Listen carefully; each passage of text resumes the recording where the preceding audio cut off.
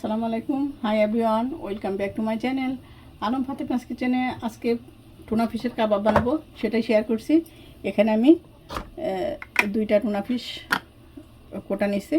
এখানে আজকে এই কাবাবের জন্য আজকে লাগবে ডিম, এদিকে ধনিয়া পাতা, পেঁয়াজের গুঁড়া, আদার গুঁড়া, রসুনের গুঁড়া, অরিগ্যানো, সয়া সস, এখানে কিছু গ্রিন চিলি নিচ্ছি, আমি সুন্দর করে ছোট করে কেটে নিচ্ছি।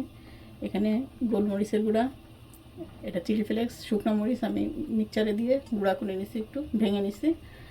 আর থাকছে কর্নফ্লাওয়ার, ময়দা আর সামান্য ভিনিগার।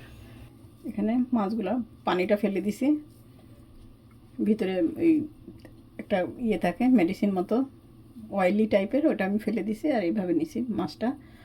এখন আমি এই যে পেঁয়াজের গুঁড়া দিয়ে দিলাম,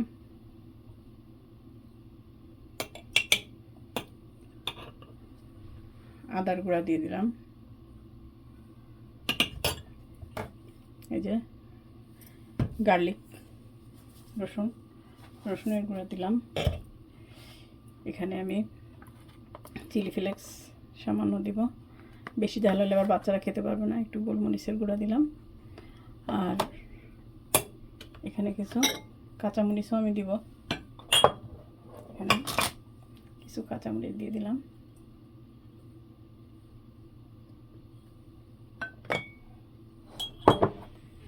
অরিগ্যানো দিব,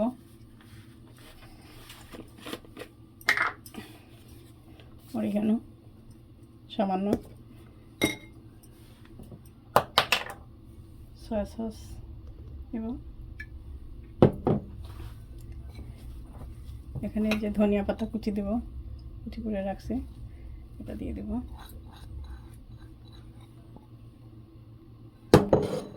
এখানে একটা আমি ডিম দেব, একটা ডিম।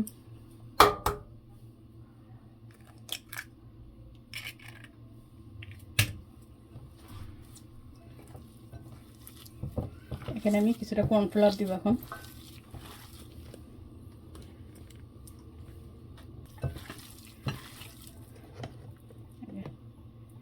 তাহলে বাইন্ডিংটা ভালো হবে। এখানে সামান্য ব্রেড, যে আমরা যে ব্রেডটা খাই পাউরুটি, ওইটাও ব্রেড ক্রামেন করে এর ভিতর দেওয়া যায়, ব্রেড ক্রামও দেওয়া যায়। আমি এখানে কর্নফ্লাওয়ার দিলাম, আমি 1 চামচ ভিনিগার দিলাম। এই যে বন্ধুরা, এটুকু ভিনিগার দিলাম, টেস্টটা ভালো আসবে। এখানে সামান্য ময়দাও দিয়ে দেবো, কর্নফ্লাওয়ারের জন্য ক্রিস্পি হবে, আবার বাইন্ডিংয়েরও কাজ করবে, ময়দাটাও ভালো কাজ করবে। দিলাম। এখন এগুলো আমি মেখে নিব। লবণটা দিয়ে দিলাম, সয়া সসে লবণ থাকে, এই জন্য আমি চেক করে দিলাম যে কতটুকু লাগবে, সেই অনুযায়ী দিয়ে দিলাম। আর লাগবে না, এটা হয়ে যাবে। এখন আমি মিক্স করবো। আমার এটা মাখানো হয়ে গেছে, এখন লবণ সব কিছু পারফেক্ট মতো আছে। আমি এখানে একটা অয়েল ব্রাশ করে নিছি, একটা ট্রে নিছি স্টিলের, আর হাতে একটু সয়াবিনের তেল মাখিয়ে নিছি। এখন আমি এটা বানাবো, ভিডিওটি সঙ্গে থাকো।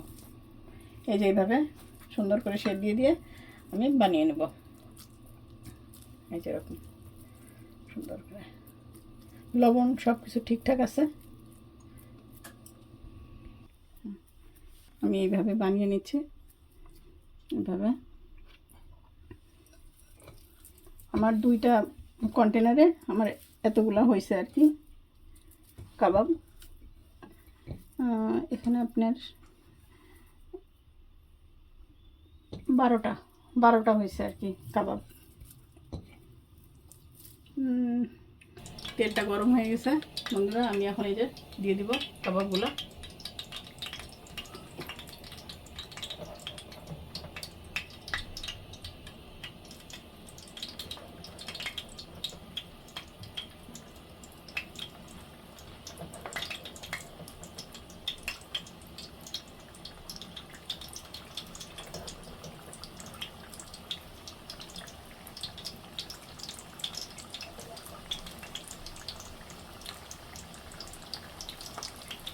দুই ব্যাচে ভাজবো আমি, একবারে দিলে সব ভেঙে যাবে।